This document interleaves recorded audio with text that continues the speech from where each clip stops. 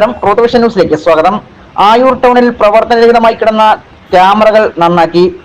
കഴിഞ്ഞ കുറെ ദിവസങ്ങളായി ആയൂർ ടൗൺ, പാലം junction, KSRTC bus stand, Sreebhadra junction തുടങ്ങിയ സ്ഥലങ്ങളിലെ ക്യാമറകൾ പ്രവർത്തനരഹിതമായിരുന്നു.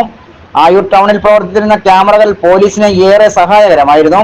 എന്നാൽ ഇത് പ്രവർത്തനരഹിതമായതിനെ തുടർന്ന് ടൗണിൽ നടക്കുന്ന അപകടങ്ങളും മറ്റ് പ്രവർത്തനങ്ങളും കാണുവാൻ കഴിയാത്ത നിലയിലായിരുന്നു. വ്യാപാരി വ്യവസായ നേതാക്കളായ കോടിയാട്ട് പ്രസാദ്, ഷുക്കൂർ തോട്ടൻകര എന്നിവരുടെ ഇടപെടലിനെ തുടർന്ന് NK പ്രേമചന്ദ്രൻ MPയുടെയും PS സുബാൽ MLAയുടെയും ശ്രമഫലമായി ആയൂർ ടൗണിൽ സ്ഥാപിച്ചിരുന്ന ക്യാമറകൾ കെൽട്രോൺ അറ്റകുറ്റപ്പണികൾ നടത്തി. നമ്മുടെ നിരന്തരമായി നമ്മുടെ MLAയുമായി ബന്ധപ്പെട്ടതിന്റെ അടിസ്ഥാനത്തിലാണ് നമുക്കിവിടെ ഒരു ക്യാമറ ഫിറ്റ് ചെയ്യാൻ സാധിച്ചത്.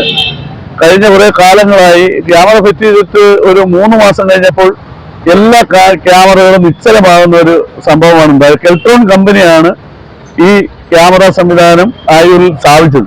പക്ഷേ ഈ കെൽട്രോൺ കമ്പനിയെ സംബന്ധിച്ചിടത്തോളം ചെയ്ത സ്ഥലങ്ങൾ മൊത്തം ഇത് പരാജയമാണ് ഉണ്ടായിരിക്കുന്നത്. അതിന്റെ അടിസ്ഥാനത്തിൽ നമ്മളെ ഇതുമായി ബന്ധപ്പെട്ടുകൊണ്ട് വ്യാപാരി വ്യവസായ ഏകോപന സമിതിയുടെ നേതൃത്വത്തിൽ ഒരു പരാതി പുനലൂർ MLA ശ്രീ PS സുബാലിനും നമ്മുടെ പ്രിയങ്കരനായ MP ശ്രീ NK പ്രേമചന്ദ്രനും അടിയന്തരമായി ഞങ്ങൾ കൈമാറുകയും ഈ കാര്യങ്ങളൊക്കെ അവർ ധരിപ്പിക്കുകയും ചെയ്യുന്നതിന്റെ അടിസ്ഥാനത്തിൽ എത്രയും പെട്ടെന്ന് തന്നെ ഏകദേശം 2 ദിവസം കൊണ്ട് തന്നെ നമുക്ക് പരിഹാരം കാണുവാൻ കഴിഞ്ഞു. ആയൂർ ടൗണിലെ എല്ലാ ക്യാമറകളും ചടയമംഗലം പോലീസുമായി ബന്ധിപ്പിച്ചു കഴിഞ്ഞു.